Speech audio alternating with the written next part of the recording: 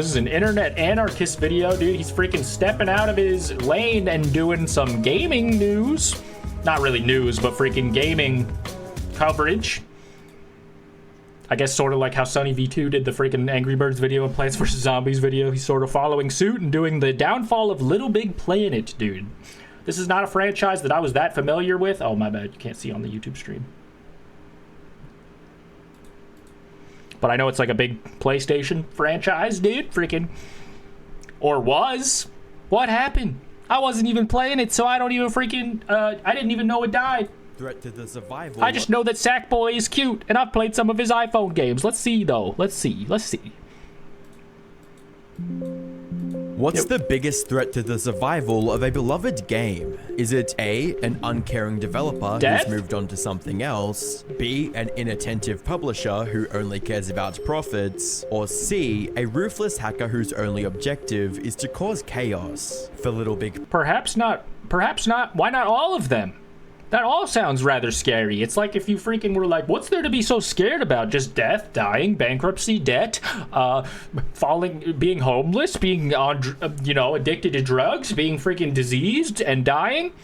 I guess there's a lot to be scared when you put it that way. Planet, the answer was all three. It went from a staple of Sony's PlayStation consoles with millions of loyal fans to an abandoned mess with dead servers and no plans for a comeback. Hi, I'm the Internet Anarchist. Hello. I create weekly YouTube documentaries, and today we're taking a closer look at the sad death of LittleBigPlanet, how it reached the sorry state it's in today, what made it popular in the first place, and how some people are still hopeful for its return. But as you'll see by the end of this video, that's looking increasingly unlikely with each passing day. That said, to fully understand the tragedy of LittleBigPlanet, we first have to go back to where it all started. LittleBigPlanet was the brainchild of Alex Evans and Mark Healy, two of the names behind the now legendary Fable. After witnessing a sizable layoff at their company... That's the game where you like make a decision if you're gonna be a good boy or an evil boy, and if you're evil, you like grow horns and shit, and you deserve it.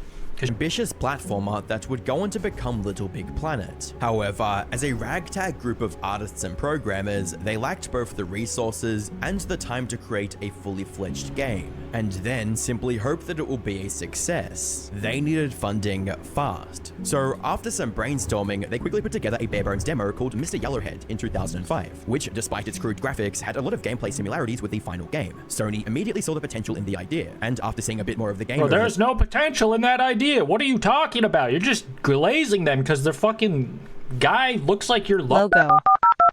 It was what kept players hooked long past a typical platformer's shelf life. Media Molecule also kept working on the game, patching out bugs, adding new cosmetic options, and releasing DLC content to keep fans happy. And it worked, with a review from back in the day stating, LittleBigPlanet is perfect. It's as simple as that. What these satisfied players didn't realize was that their favorite game was about to become a whole lot better. The explosive success of LittleBigPlanet gave Media Molecule the confidence to start working on a sequel immediately after the first game's release. However, players Imagine not calling it Little or Bigger Planet.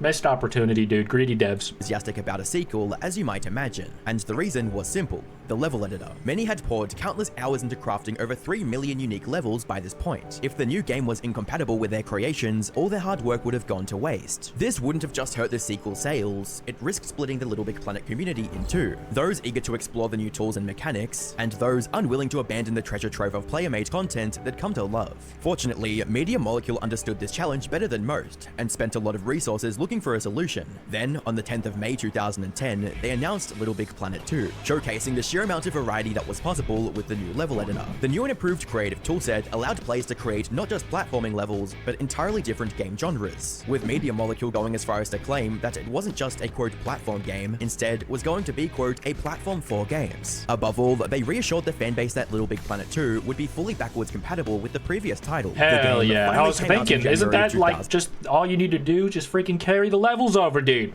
Don't make me waste my time.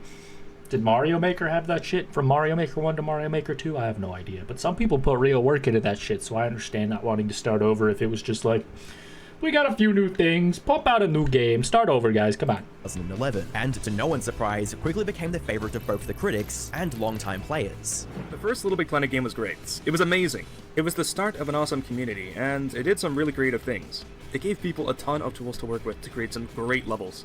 But if you take a look at its sequel, there's really no reason to go back. It was the perfect sequel, No which made reason. everything better without destroying what players loved about the original. I'm sorry, is Sackboy not in it? He seems reason enough. No, look at his big old goofy smile. This also resulted in it becoming a massive financial success, selling over 350,000 copies in its first couple of weeks, and becoming the 4th most sold game in January 2011. Unfortunately, it was all downhill from here. Now, you'd think that after 2 wildly successful releases, Media Molecule would keep the momentum going and knock the 3rd entry out of the park. However, before players had the chance to get their hopes up, they received devastating news. Imagine not calling this littlest, tiniest, biggest planet ever made the 3rd game. Missed opportunity, dumbasses. I just don't understand how these guys are holding back all the title options that the fans want. I need bigger adjectives, more adverbs, better explainers, bigger horny. Media Molecule was Bigger handing over horny the planet. development of the 3rd game to a different studio, Sumo Digital, a studio that had little experience with the franchise. This was going to be an uphill battle. Not only did Sumo have to improve upon the already fantastic LittleBigPlanet 2, they had to do it while keeping it backwards compatible with the millions of levels players created for the previous 2 games. Millions? And since they were replacing a respected studio, they also risked angering the existing fans with even the tiniest mistake. Unfortunately for Sumo, things did not get off to a good start. They drastically cut down the scope of the game, removing several characters, storylines, and planned features from the 3rd game. And if that wasn't bad enough, Sony stepped in and made things even worse. Instead of helping the studio with more time and resources, Sony barged in one day and ordered them to make a version for the upcoming PlayStation 4 as well. In other words, Sumo now had to create 2 different versions of the game they were already struggling to complete in time. This was catastrophic for the game's development, something that would become apparent the second it was released to the public. LittleBigPlanet 3 came out in November of 2014, and it was by far the glitchiest, most unfinished entry into the franchise.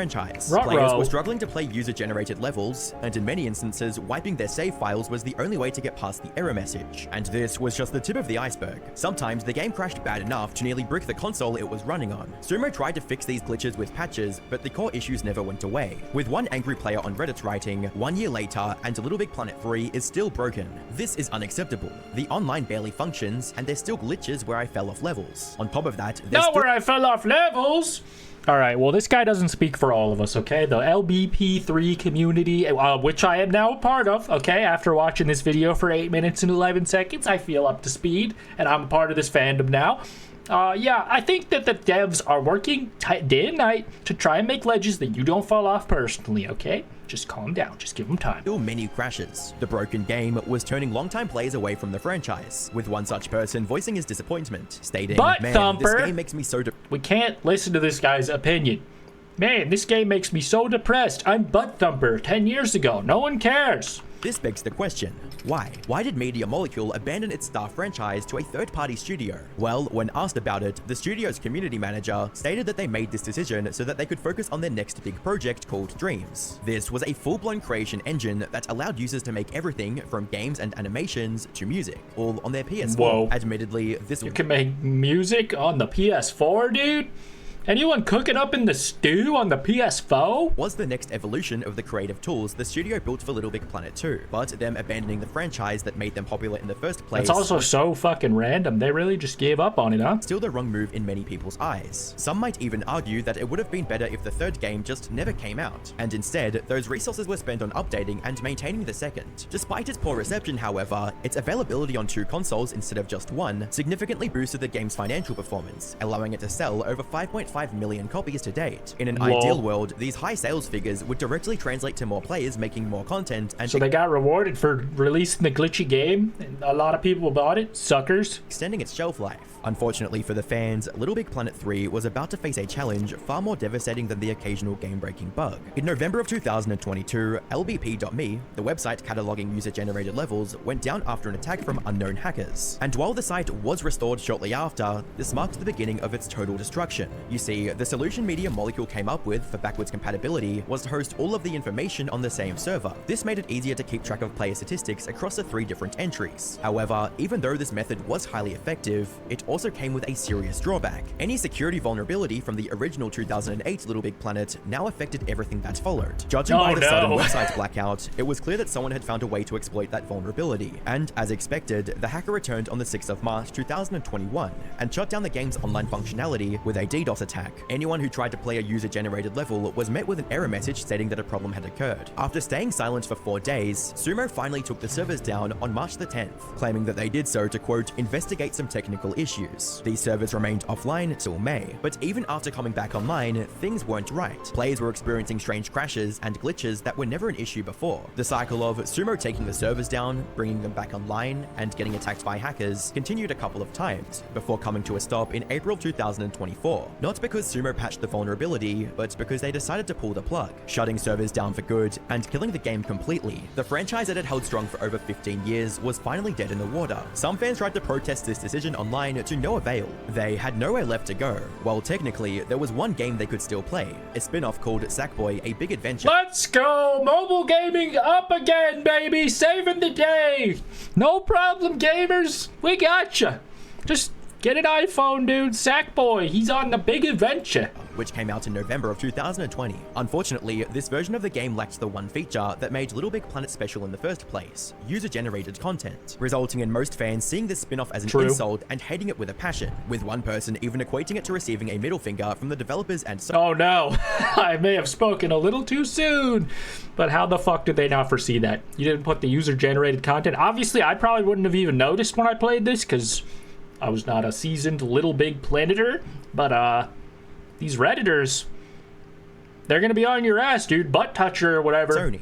In the end, seeing such a beloved game go out like this is just sad. As a YouTube comment puts it, as much as I'm devastated to see it gone, I think what's even sadder is that I will always see LittleBigPlanet as something that was killed rather than something that just died on its own. There were better ways to handle this than wiping the servers and converting millions upon millions of user-created levels to nothing more than lost media. That being said, some fans are still clinging to hope. Some are wildly speculating based on job listings at Sumo Digital. Others are hatching elaborate plans to resurrect the game themselves, like turning the game's mascot into a viral meme so Sony would see the potential in bringing back the franchise. Sad. Sackboy! Sackboy! Dude, I always thought he had meme potential just for having the gall to be having his first name Sack. Dude, he's like a mainstream character. They don't name guys Sack no more. Shout out internet anarchist.